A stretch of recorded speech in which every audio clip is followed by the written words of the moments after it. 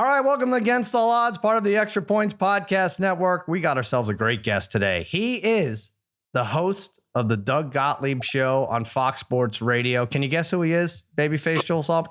Just from that, can you guess? He hosts the All Ball Podcast, and he ranks 11th all-time in Division I men's basketball and career assists. And today, he's going to try to add to his assist record by helping me win some money on these Sweet 16 games. Doug Gottlieb is here. What's happening, Doug? I'm good, Sal. How are you? I'm doing well. We talked briefly right before we recorded, and you told me how crazy it is, your schedule. Are you appreciating the couple, 3-4 days off here, or are you like me where you just go right into it? You find yourself watching intently Xavier Vanderbilt last couple minutes. I do watch. I love a little NIT, no question. Yeah. But I find myself catching up on the rest of the world. Mm-hmm. And what's crazy is, so when I was at CBS, one year I did the first four, and then you went on to do we went from Dayton to Columbus. So it wasn't a long trip, whatever. Mm-hmm. It's a lot of games. When you do the first 2 rounds, it's like speed dating the day before, 8 hours. Right. You got an hour with each coach, whatever, each team. Then you have 4 games and a day off. And then you have the 4 teams remaining. You get like an hour and a half with each one. But that's all you're doing. And so, yes, the rest of the world kind of shuts down. That's all you're doing. Mm-hmm. And it's great. And then you get done. And my second weekend, I would go to New York. And I always felt like that was kind of a layup. And you just do your radio show. I just do my radio show for a couple of days. Well, now I'm actually working out of my house and doing the radio for Westwood One, as well as the pod. And then, I guess I have my son's basketball program to coach. Mm-hmm. And I have the rest of my life to catch up on. So yesterday I was looking at mail. Because the way my life has worked is because we started Tuesday, right? You had first 4. So I had radio show, then first 4, the radio show, then first 4, then just games nonstop. So do I love it? Absolutely. And if, I'm not complaining, it's just a lot. It's a lot. So yeah. And you feel obligated, I watch right? Every game, Sal. I watch every game. I know you do. And when I mean, when I used to do it, I used to say I watch every game, but there'd be a game I didn't watch it. But when you're doing the studio for Westwood One, and Jason Horowitz is in New Jersey and I'm in LA, I'm literally in the studio. So what else would I do? Be on the phone with somebody? I'm just sitting there watching the game, having a cup of coffee. So yeah, I watched everyone, and I think I lost a couple years off my life, but I feel empowered by knowledge. That's it. No, it's the greatest. And I know at a lower level what you feel like. You can't miss a shot, right? You almost feel like an air traffic controller scanning all these games and oh, crap, what do I pay more attention to now? That looks a little hairy. But, it's been as exciting. I was taking the weekend, for instance. So the weekend kicked off with Carolina Baylor, which went to overtime. Baylor was down 25, and it ended with that great overtime game, TCU, Arizona. I think it's been dynamite competition. You have 2 2s and 3 1s left in the Sweet 16. I love that battle. You have a 15 advancing. I love the balance. Are you a guy who likes all chalk, or do you feel like this is kind of where we should be, the sweet spot? This is where we should be. I wish my picks were better. My issue is what pisses me off. And what pisses everybody else off who covers this thing is I know this thing cold, especially this year. Yeah. I've seen every one of these top teams in person, which is it's completely different when you see them in person. I saw Kentucky twice. I saw them come from behind, beat A&M. Really liked what they did because their point guard Wheeler didn't play well, and they figured it out. A&M played at a super high level, but just couldn't make a shot. Mm-hmm. And then I saw them against Kansas at Kansas. I did the game for radio, and I'd never seen Kansas get their ass whooped like that with a good Kansas team. Right. They get at home. That doesn't happen. So, of course I'm I love Kentucky, and I've seen Auburn a couple times. I love Auburn, and they're home. So I'll challenge anybody. Kentucky's better than most of these teams they're playing. They just weren't better than St. Peter's in round 1. That's it. That's the magic of this thing. So to answer your question, I think we have all chalk. It's not a great tournament. It's not what this tournament's about. And if we have all crazy upsets and no 1s, no 2s, that's not really about winning it, what a championship's really about. So I think we got a nice little mix. That was a fun first weekend. There was a lot of good, interesting stuff. Yeah, you want the excitement of the underdog, of the sister Jean, of the coach is still wearing the 70s checkered jacket no one's ever heard of, advancing one or two rounds. But then ultimately, you do want this tournament to be a good indicator of who the best teams are, right? So you'll want a 1-2 or a 1-1 in the finals, right? So yeah, I think we got a good mix with that. That said, now what was your Final Four going in? Yikes. Didn't have St. Peter's? No, Okay. I had St. Peter's. I had, let's see here. I had Kentucky.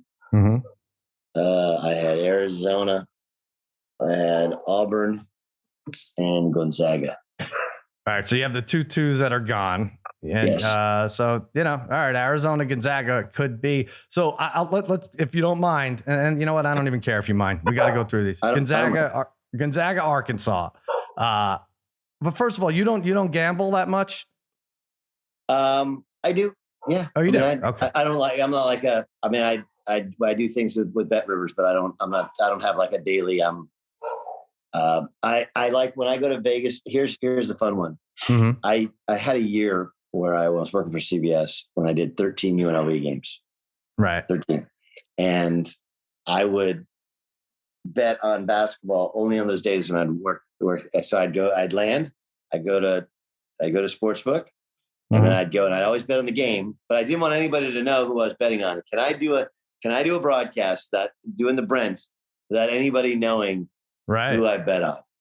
And that was my challenge, is to not get too high, not get too low. If I got the Rebs or I got whoever they're playing against. So do I? Yes. Do I do it like tap into my veins? I ain't got that much cash. I'm just not, but I will give out friendly advice also, because I think it would, if I did, I think it would affect my ability to have some conversations I have with people. I'll give you betting advice on things that I know. Yeah. But if I did, it's almost like insider trading, Gotcha. I'll give you a quick example. Yeah. My brother was a longtime assistant at Cal Berkeley. Mm-hmm. And I'm working at ESPN at the time. And I go to have coffee with him in the city because they're playing Madison Square Garden that night. They're playing Syracuse. And I was like, what is wrong with you? He's like, oh, dude, don't even start. Like, not today. I was like, what do you mean? He's like, Theo's out tonight. And Theo Robertson was their best player. Mm-hmm. And they're playing Syracuse in that whatever preseason NIT sort of thing, where it's Jim Boeheim says it's a road game. Everybody's wearing orange. And he has their best player. And I was like, man, everybody know about this? He's like, no, nobody knows. He's like, we just found out he's got a stress reaction. It's like, what's a stress reaction?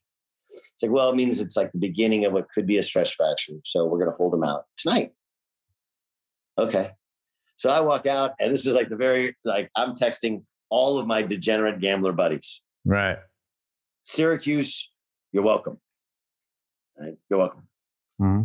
So they're texting me back, and they don't understand the text. Syracuse won by like 35.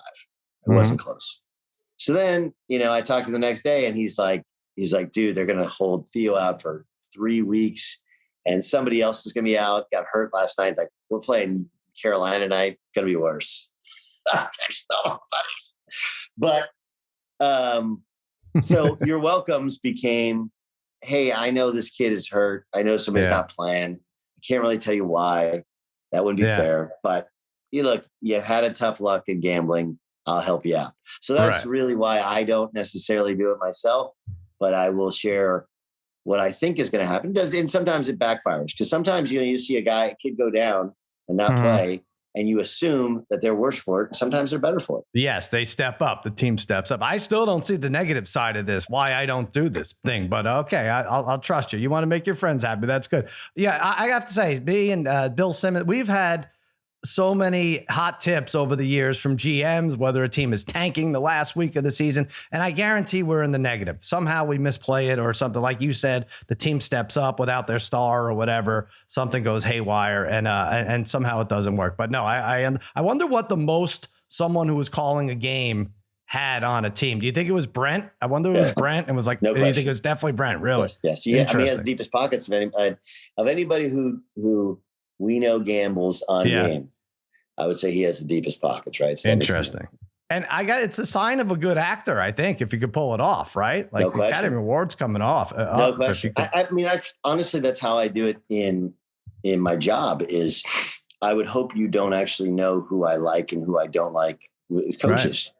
Right. Mm-hmm. If you can't tell who I like, because there's lots of coaches that I'm really nice to that I don't actually care for, I was going to ask you about all of them I just try to play them all straight down the middle, you know? Yeah. I wanted to know the whole list. All right. But all right. So let's start with the first game, Gonzaga, Arkansas. This is a hefty number. It's 9.5. Yes. We know what we're dealing with Gonzaga. They might not be around. They might not have survived Memphis. I don't think if Drew Timme doesn't score 21 of his 25 in the second half.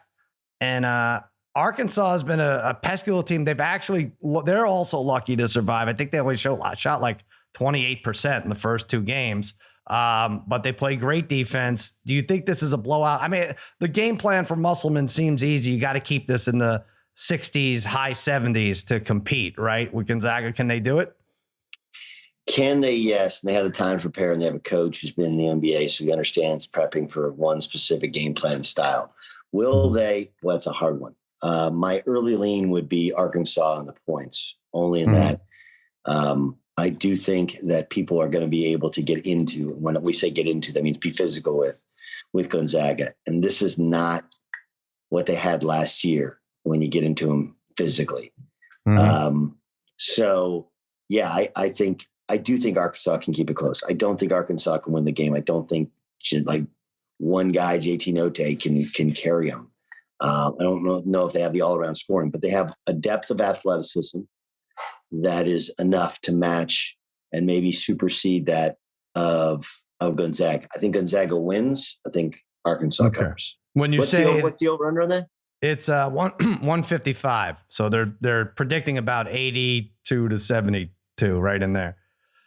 Yeah, I mean, if it gets to obviously gets to 160, that's a wrap for Arkansas. I don't think they can. Right. But when you say they're not physical anymore, Gonzaga, so you're not. I don't want to say you're not a fan of Chet Holmgren. Like, look, you're not gonna. You can't just let Drew Timme run up and down. Right. Okay. He's gonna catch, shot fake, go and spin, lay it in. Obviously, you let Chet run up and down. Like, yes, it does look like a bag of bones running up and down, but he's really, really skilled, really long. Like you have to take a note. Like, well, when was the last time they lost? St. Mary's. What did St. Mary's do? They slowed it down. They ran a million ball screens. The officiating was very, very physical. Very, very physical. And if they can get that, they keep this thing close. I just don't think they have enough bucket getters to win the game. Gotcha. All right. Good. That's good. It's good analysis. All right. I'm with you. Lock and step so far. All right. Michigan, Villanova. This is a shorter number 5. Villanova, Juwan Howard.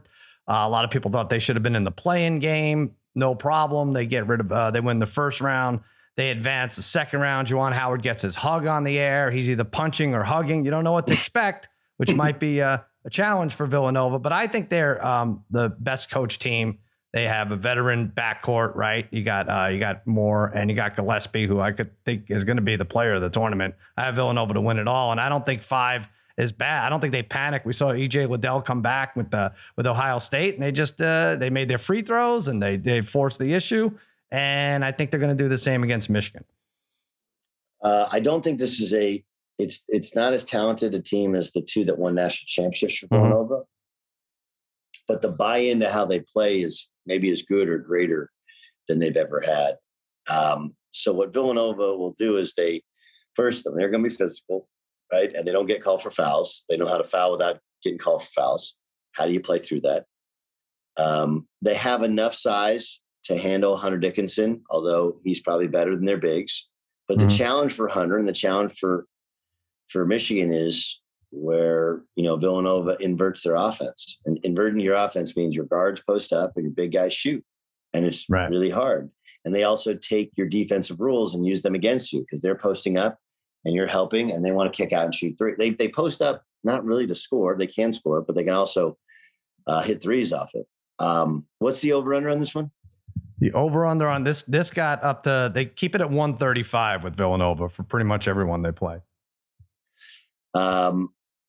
Yeah, I mean, I would probably take the under and I would take Nova to win and Nova to cover. Gotcha. I think that, I mean, Colin Gillespie's been doing this for what feels like a century. Right. And he just plays like it, right? Just has great feel and understanding for what they need. What will undo Villanova is a team that has maybe not the same level of buy-in and same level of chemistry, but similar, just better athletes. They just don't have a dude, and they don't have enough weaponry to just take over. And I've seen them several times in person, and that's the one alarming part, is that this is not. We don't have what we call a pro. Now, most of those pros are home already: Jabari Smith, Keegan Murray, et cetera, et cetera. But I think Nova, that's the only thing they're lacking. I think Nova wins and covers. Interesting, but that might hurt them later, and not necessarily this round. Okay. Yes. All right. Good. All right. Duke and Texas Tech. Now, this is I don't remember when Duke was an underdog last heading into the Sweet 16, but that's the case here. In fact, it was close to 2 points. Now it's only one. Texas Tech. The over/under is 137.5. I think we know what's on the line here with Duke. I don't know. I feel like that, the defense isn't there. They showed their true color. They wouldn't say show their true colors, but they stepped it up against Michigan State. I almost feel like they're just playing for Coach K at this point, and this team isn't as good as the ones we've seen over the years. And Texas Tech plays defense, and they can shut you down and do everything that a tournament team needs to do in this case. I like Texas Tech, but all my idiot buddies like Texas Tech too. So I worry about it. Yeah, I would worry about it. I kind of like Duke here. And I love the Texas Tech guys and the staff and the whole buy-in. And they're, they start like 4 fifth-year seniors. I mean, they register with their AARP card when they come in. I mean, this is an old team. That's not a young Duke team, right? And the best players are freshmen, right? Like 3 freshmen, basically. Yeah, Mark Williams is a sophomore. He's really improved. He's their center, and Paolo Banchero obviously Roach hit that huge 3. It's a close game. This is one where I just don't feel like I have a great feel. My guess would be, though, that defense usually carries you for the first 2 rounds. At some point, you got to be able to score, and Tech just struggles to score sometimes. They just, it's blood out of a rock. Now, their length, if they get that thing going, their length and their defensive intensity and the way they play, kids can just melt under it. It's different than what any of these guys have seen, because the way they play, they shut off half the floor, force everything to the baseline, and they have massive amounts of help and tremendous rotations. And you really have to drill and drill and drill on when you come in. You see the help coming, back dribble, get it on its way. They switch every screen. I do think that Texas Tech can keep them from scoring a bunch. I just don't think they can score in their own right. So I would take Duke, and I would take the under in this game. Interesting. Okay. Hey, I've been asking around because I almost don't get it at this point, the Coach K hatred. I mean, it's way, way above Bobby Knight. I don't think we've seen anything like it, where people are looking for them to lose. They were delighted in their loss to Carolina in the last game at Cameron Indoor Stadium. Same with the ACC championship against Virginia Tech. What is the funniest result, do you think, for Coach K haters? They lose this game, whatever, it's a pick 'em. But if they lost to St. Peter's, would that be most gratifying? Or if they lost to North Carolina I think that would have to be the final. North Carolina championship game. In the championship game, right? Yeah. That would be, Like Hubert Davis has been doing this for like 5 minutes. I'm like, Hubert, like, not even sure I wanted the job. Like, I just love being back on campus. Right. And I beat your ass I beat your ass in Cameron, then I beat you in the national championship game. That would be pretty. That'd be pretty. That'd be pretty. Now, look, he could lose to Gonzaga. It could be a passing of the guard, right? Right. That could happen. But I think, St. Peter's would probably be the most incredible. David and Goliath. People are looking at an embarrassing moment. Losing Texas Tech would be pretty incredible. I mean, think about it. Texas Tech, Chris Beard leaves, and he offers us our entire staff a job. And, the head coach he's a former junior college head coach. He's like, no, I want to stay here. I want to get the shot. He was not promised the job, gets the job. And most of those guys were not there. They have 8 new ones, and they just kind of figured out a way to do it. So that'd be pretty, as opposed to Duke, who they handpicked everyone they wanted that team. There you go. All right. Yeah, that's a tough one. That's almost a stay away game. Just might as well just sit there and enjoy the emotion. I think everybody is. I mean, like, look, what you're going to get from Texas Tech. They're going to guard the crap out of right. Mark Adams' team just guards the hell out of it. But I've watched them enough to know there are plenty of nights where they just don't have enough offense. They play so hard on defense, and they just don't have enough offense. And I do think that Duke, they have enough skill where they just jump up and knock down shots. I don't think they can lose that game. Yeah. All right. I mean, I love all these Thursday games, by the way. Arizona, Houston, this is practically a pick 'em. Arizona's a 1.5 point favorite, 145.5. Like I said, we saw that TCU game that was spectacular, even more so for me because I somehow had the winning side in Arizona. I mean, Ben Mathurin just looks like the best thing we've seen him. He's really good, isn't he? Terrific. It just looks like a man. He just doesn't look like he belongs in this level with these guys. He had 30 points. Koloko, that was a weird thing, right? He couldn't grab a rebound, but on the other end, he was very effective. But then in the last few minutes and in overtime, they were grabbing rebounds. It was a strange thing. I think Kriisa came back a little early, but then again, what are you going to do, right? He was like 1 for 10. But so advantage Arizona in that regard. But Houston's been terrific. I think they have the second most wins since 2018. Kelvin Sampson's taking his shirt off. They blow by everyone in their conference. That was a weird one. Why is Kelvin Sampson taking his shirt off?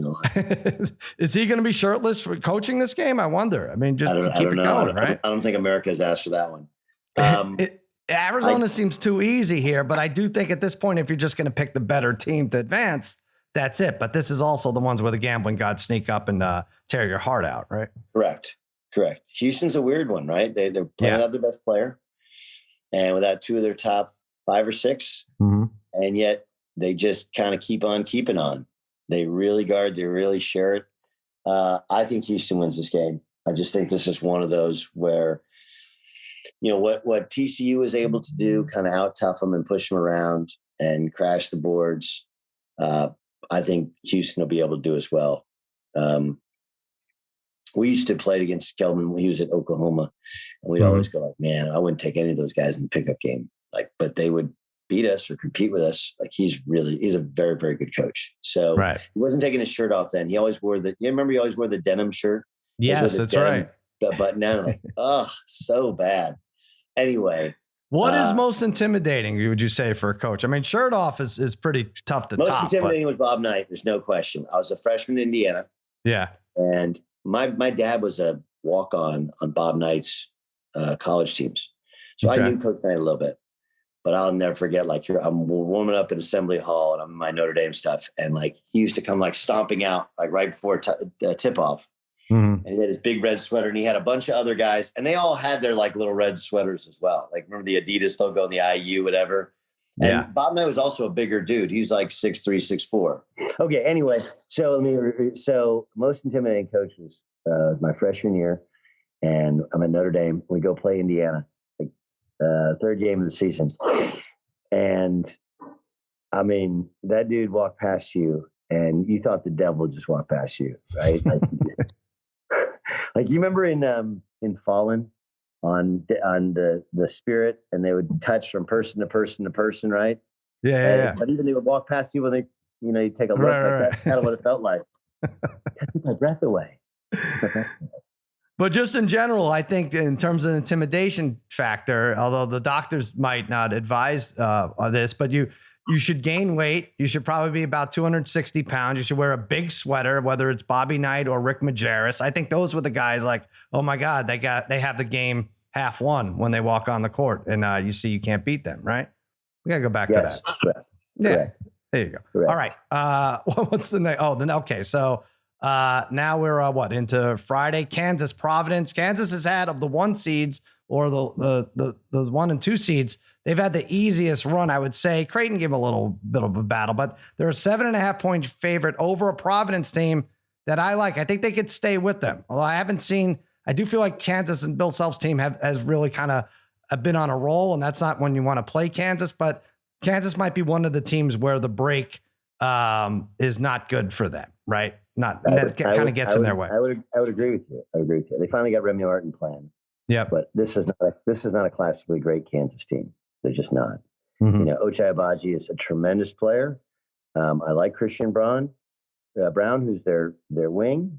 Dave McCormick's kind of hit or miss inside, and then they just kind of trying to throw pieces at you. Jalen Wilson's a nice power forward. Yeah, and whoever wins this game gets either a 10 or an 11 seed to go to the Final Four, right? Iowa State, Miami. Yep. And Miami. I definitely like Providence to cover. Providence doesn't play blowouts; they play close games. They're better at the point guard position with Al Durham as opposed to what Kansas is throwing out there. So I love Providence in this game. Straight up win. Yeah, I mean, I don't think you're crazy to pick Providence to straight up win, but I think that number is way too juicy for me. I have them all over Providence. I agree. All right, that might be my favorite also. All right, this one actually tips off earlier than the Kansas Providence. St. Peter's, Purdue. I don't know. Make a case for St. Peter's. I guess the game's in Philadelphia. They may have the crowd. It's a 12.5-point line. We've seen the Florida Gulf Coasts of the world advance for much further than they should. Purdue seems more talented up and down, even though they get off to slow starts. I feel like they figure it out eventually. And then they have their way with you. But I don't know. Could St. Peter's do it? Of course, it's one game. It's only so many possessions. But do you see this being close? Yes. Really? Yes, because look, Purdue plays. They have two big guys. Mm-hmm. Okay, Zach Edey, who blocks out the sun. He's 7'3", 310 pounds. Mm-hmm. And then they have Travion Williams, who's like every quality power forward from our childhood ever, right? Really sweaty, great post moves, passes out of the post, scores in the post. But neither are particularly good defensive players. And so the entirety of this week, Shaheen Holloway is going through everything they do. And how do we expose the fact that these two guys can't guard anybody? The problem is they got a cheat code in Jaden Ivey, right? He's just so much more athletic than everybody else. It's crazy. And then Stepanovic can really shoot, and they have some other nice players. But I think St. Francis keep this thing close. I don't know what they do to guard the two big guys. You called them St. Francis. They're not even St. Francis. St. Peter's, whatever. Well, there's all those saints in New York. There's like two St. There's two St. Francis's. There's one PA and there's one New York, and there's St. Peter's. I thought Sal, I had a funny last week. You'll appreciate this one. Okay. It was John Calipari struggling with St. Peter. Won't be the last time. Oh, good nice. Man. I do like that. Not bad. You didn't get canceled for that? You tried to make a joke and you're still around to do interviews? I made a joke and I used religion and nothing. Right. Nothing. Good for you. That was a good one. Solid. Maybe it signifies that nobody gives a shit anymore. Maybe that's what it is. Wouldn't that be nice if we get to that point? Yeah. No, I just meant me specifically, not in general. Oh, I see. No, that's no good. People give a shit about weird things, but that one maybe, I don't know. I think it can be close. I don't think they'll win. I think it'll be close. I think it'll be a zoo because they're gonna have them running out, chasing them all over the place. Because Purdue's not a team that can change up who they are. It's not like they can match you with guards. It's not like they can play a zone. Mm-hmm. They just kind of are what they are. They're just trying to figure out how they beat you within how they play. And there's just an obvious flaw there when you have a giant but he can't move in Edey, and then a smaller giant that moves a little bit better but still not great defensively in a Travion Williams. Again, I think Purdue wins the game. I think it's a close, hard-fought game, but I think it's a single-digit game. Right. Wow. Can you imagine if St. Peter's goes against the winner of Carolina at UCLA? They had 570 fans at a game 2 weeks ago. I was against Marist or something. I don't know what it was, but this is some story already. That's the best game Friday, Carolina, UCLA, I think. The 2.5-point favorite, UCLA, 141.5 is the over on there. I don't know how Carolina almost blew that to Baylor. That was a 25-point lead. UCLA, the injury, that's a tough injury, right? But I think they could overcome it. I don't know. I picked them going to the Final Four, so I'm going to ride it. Yes. Hawkins Bengal can be fine. Yeah. It'll be okay, you think? Yeah. Yeah. Yeah, should be fine. I don't have any insight. I did talk to UCLA coaches, but I didn't ask about him. I saw the video of him getting on the bus and some slides yesterday. He was fine. He rolled his ankle. He'll be okay. He'll live.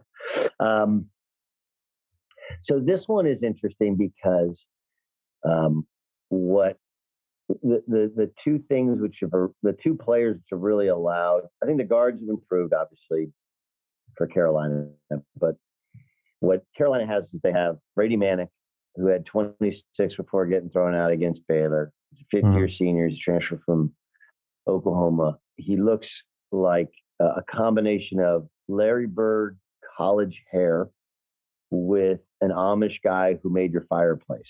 Right? That's the if I was doing the radio and trying to Brady Manick's a 6'9" fireplace maker, but he's not really Amish. He doesn't really ride a horse in a buggy. But if you saw him, you might think. Anyway, so you got Jebediah shooting threes, and then you have Armando Bacot inside, who's a monster. Right. Now, this is where UCLA, I think the addition of Miles Johnson over the offseason. Miles Johnson was at Rutgers last year. He's from Long Beach, California. He came back, transferred home. He's 6'10", 6'11" shot blocker. He's kind of been a little bit fish out of water with UCLA, but for this particular game, boy, is he needed. And I think he'll be really valuable. And as good as Manick has been on offense, not a strong defender. And I would expect UCLA, especially with Jaime Jaquez at times, to attack him. So I like UCLA and the under. That would be my pick. UCLA. Okay. All right, good. We're there together. All right. So the last one is the one that I think people care about the least. Iowa State, Miami. And it should be a good game. I don't know, Miami 2.5 point favorite, 133 is the over under. I think people are bummed that Iowa State advanced. Both of these teams are kind of there. There's no real underdog story. They still play in the big conferences. And they're just like they're, fifth or sixth best in each conference. There's the Charlie Moore story. You know the Charlie Moore story? So Charlie Moore is the little point guard for Miami. Yeah. Started his career as a starter at Cal. They transferred to Kansas. Didn't really play Kansas. Transferred to DePaul, played. Okay. And then he goes and transfers to Miami, where now all of a sudden they're in the NCAA tournament. But, from Cal and DePaul, they didn't win anything. Kansas, they did, but he didn't play. Now all of a sudden he's like 24 and he's playing. It's a crazy thing. All right, that's fun. Yeah. That's fun. Iowa State won 2 games last year. Right. Whole year, 2 games. Obviously, different coaching staff and different players. My lean would be Miami in this one. I just think Iowa State struggles to score, and they're very good defensively. But I do think that it's the same thing with Miami. You got like 4 fifth-year seniors in your starting lineup. You find a way to get buckets. And if you look at Miami and their resume throughout the year, they have all their losses are like 3 points or less. Like they're pretty good. They're pretty talented. They beat Duke. Yep. They did beat Duke. Yeah. So I would take, what's the number there? It's 2.5 and the over under is 133. Miami's favored. 133. It's actually the lowest over under on the board, I think. Yeah. Yeah. Well, that's because Iowa State didn't score at all. Right. This weekend for one. I'd probably take Miami in the over. Okay. All right. Good. All right. We did it. We went through them all. Hey, how would your Oklahoma State team have done in this time? I mean, you could say you would win it. You had a trip to the Elite Eight your senior year, right? We would win. We had a really good team. Yeah. We were probably the 3rd best team that year, and we lost to Florida, they had like 7 pros: Mike Miller and Udonis Haslam and Matt Bonner and Justin Hamilton. They were good, but we didn't play well. But they were really talented, really good. I think that group, my group, and again, my group was also old. I was 24. We had a bunch of 22, 23-year-old guys. We were kind of ahead of our time of getting old and staying old. Yeah, I think we'd do okay. Interesting. Our producer, Babyface Joel Solomon, has a grudge with you. He's angry for many years. I think. What did you do, Babyface? You're a Hofstra alum. You drove all the way to Buffalo for that opening round game. We played them. Yeah, and they had 2 NBA players, and Jay Wright was their coach. Right. And I didn't play very much. I had 8 assists. I didn't play very much. I got in foul trouble trying to guard Speedy Claxton. I just remember our coaches before the game were like, "You're going to guard Speedy Claxton. Fucking kick your fucking ass. He's the best fucking point guard." Like, that's how they used to, like, what about, you're like, okay. And I was like so fired up to play that I got a couple fouls against me. We demolished them pretty good. But, like we had we had a squad and we'd all played in the NCAA. None of those guys had played in the tournament before. So we won by 20, but it should have been 40. Do you remember exactly do you remember what the line was? I don't know what the line was. What was it? Coach would only use the line. Coach, you guys remember what the line was? What was it, Joel? Was it 12 and a half? Is that what you said? I definitely remember it because imagine 2 busloads of kids that haven't been to the tournament in 20 years driving 7 hours to Buffalo, and then 5 minutes into the game, Gottlieb and Desmond Mason run your team off the court and blow you out by 20 and not only cover, but 5 minutes into the game, you're just dreading a 7-hour bus ride back to Hempstead, New York, because you've been thoroughly unmatched and now are out $100 because it's Hempstead, New York. Yeah. See, that's not nice, Doug. You should be considerate of caravans going up and drive. At least make it a game for a little while. Yeah, that's a good point. Yeah. I will tell you about that trip from the other side. So we won both games. Yeah, there's a bunch of things that happened in that. We were supposed to play Indiana. They got upset by Pepperdine. That ended up being Bob Knight's last game. Oh yeah, they got run off the court by Pepperdine. My old high school teammate went to Notre Dame the year after me. He's at Pepperdine, so we got kind of that going on. And then after we won the second game, our coach is like, "Do you want to go home or do you guys want to hang here?" We're like, "We don't want to go home. Like, what do we want to go to Oklahoma for?" So we went out and we got all the Canadian beer we could, and we did blind taste tests of all of the Canadian beers, and then we went to a Sabres game one night. Oh. That's when they had the Dominator.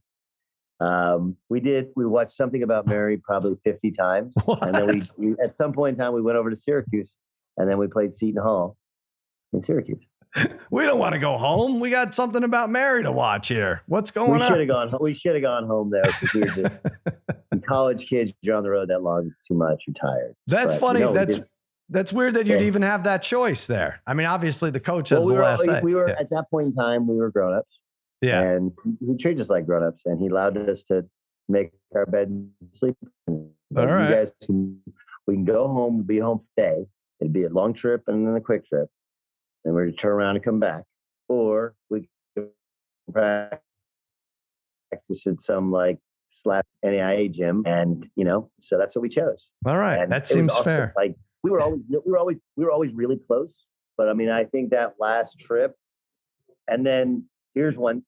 So at the time, we all had girlfriends, and I was even engaged at the time, and then we had decided that if we won, we're all going to go down to the courthouse and get married, because if you're married, you can bring your spouse. At the time, the NCAA, and I think you can still do now, you can bring your spouse with you on one trip a year. What?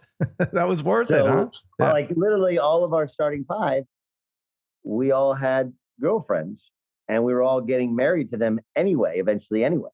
Right. So, or four of us, because Fred Janssen was a sophomore. So all the seniors, we all had.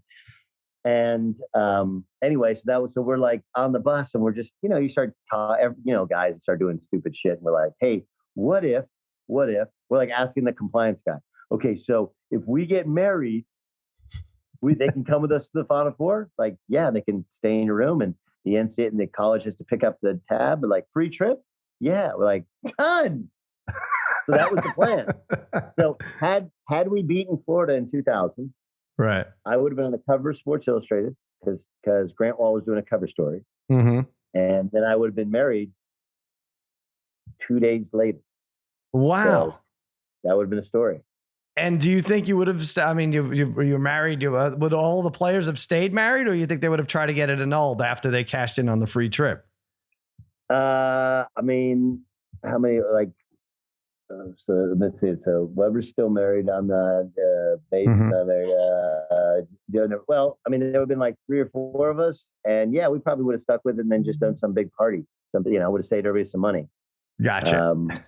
But then we would have, because what would have happened though, there would have been the copycat effect, right? Like the guys that were legit engaged, they would have got married. What do the other guys do? Like, I got a girlfriend. Do I just leave her at home? Like, no, let's just go with mass marry thing. Right. You guys can get it annulled, and get it annulled would have been a solid move. That would have been a good little FU to the NCAA.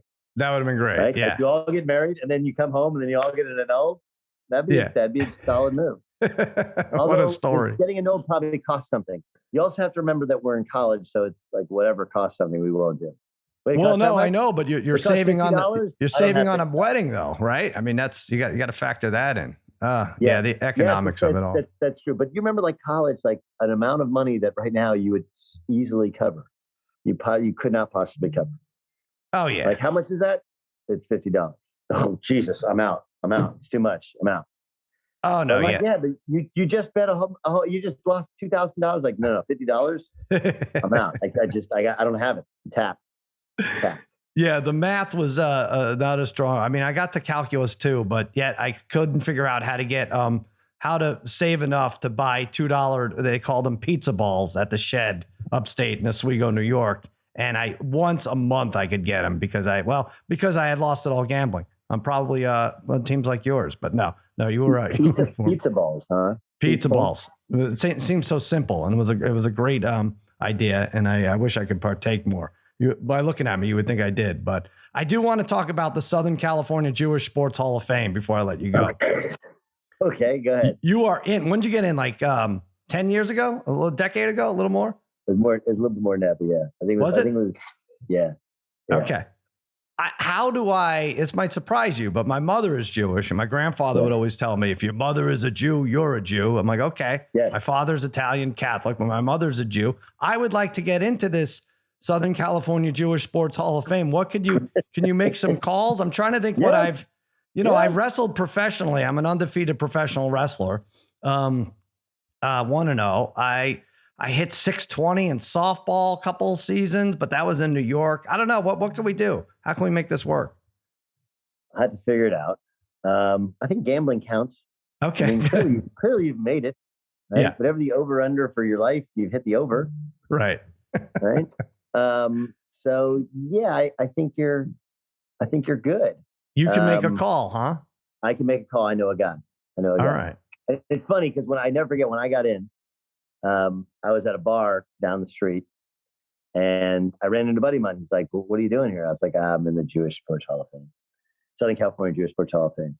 I'm also in the Orange County one, which is a bigger one because my kids work out at this JCC. So they come by and Dad's the Hall of Fame. I see. Cool. Anyway, so I was like, I'm in the Southern California. She's like, what? I go, I'm in the Southern California Jewish Sports Hall of Fame. We just kind of got honored in. He goes, why are you like downplaying? I was like, like Morty Stern got in and he's won an adult bowling league twice, Right. He said, I'm not in any Hall of Fame. I was like, okay. And then he asked the bartender, he's like, bartender, you in any Hall of Fame? He's like, no. He starts asking everybody. And his idea was to have perspective, it was like, hey, not everybody gets this. And I go, yeah, I did kind of win. It's like the only Jewish lottery ticket is to get into these Jewish Sports Hall of Fame. And do anything. So you didn't have to do anything. I'll make it when we get off. I'll make a call. Please do. And I'm serious about this. This would be great. I mean, I don't know what I would have to do. I mean, no offense, but you made your noise outside of Southern California for the most part, right? Yes. Okay. Yeah. All right. So I just have to put together a body of work. Doesn't really matter what region, right? From I'll figure it out. I'm good. I'm very good at handball. I beat my little kid almost every day at handball. I think I put together a nice resume. Okay, but I get to intro you. Oh, please. I'd have it no other way. Doug Gottlieb. Wow. All over the place. This is your time. This is great. And then what happens after this is over? It's like an accountant after April 15th? I go into it like a little, like I'm like a crab. I go in underneath rocks and I just say that. No, I do my radio show year round, do the podcast year round. I coach my son some hoops and hang out. There you go. Doug will be calling the rest of the games. Check him out. And also he'll be opening mail if you want to watch him. Is there a live stream we could catch you opening mail? That would be funny. No, but I do open mail during my radio show. That's a big, good call. Somebody's like, what is that noise? Like, do you really? Well, no, I hadn't been home in because I did the Big Ten tournament. So I was like home for like a day. Yeah. And I had this stack of mail. Yeah. And so I was just opening mail. What's that sound? Like, I'll open mail. You're thumbing through the Brookstone catalog as Clark Kellogg goes over his Final Four picks. I like that. I like the cut of your jib, Gottlieb. Doug Gottlieb, Thanks so much for coming on. It's been a pleasure. And the dogs are barking. Maybe we take all the underdogs. Interesting. All right, Sal. Yep. Thanks, Doug. I appreciate it.